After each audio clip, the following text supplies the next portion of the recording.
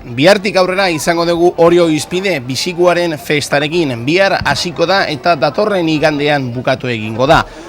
Gaur eta bihar izango ditugu albiste hauek gure Zarautz Pretz albistegian, baina oraintxe bertan gogoratu egingo dizuegu adibidez biharko jakin behar ditugun albiste batzuk. Adibidez, trafiko aldaketak egongo direla, Bisikuaren festa ospatuko da ostegun arratsaldetik igande arratsaldera arte, eta hori dela eta herriko plaza itxi egingo da ibilgailuentzat uztailaren 16ko ordubietatik uztailaren 19ko 9 arte. Trafiko aldaketak hauek izango dira: herriko sarrera kaia kaletik izango da, herriko irtera txanka hondartza bidea erabiliz egingo beharko da, eta aparkamendu gisa Ubegun poligonoa erabili egingo da.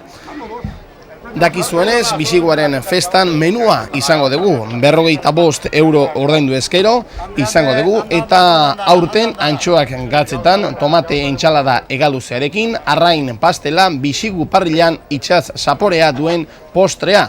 Hori dena menuan barruan esan da bai, ekaina kriantza ardoa, Gitereko txakolina, insalosura, zaizar sagardoa eta aitona kafea izango dugu. Bihartik aurrera izango dugu aukera Orion Bisikua daztatzeko. Inaugurazio ekitaldia arratsaldeko 8 izango da.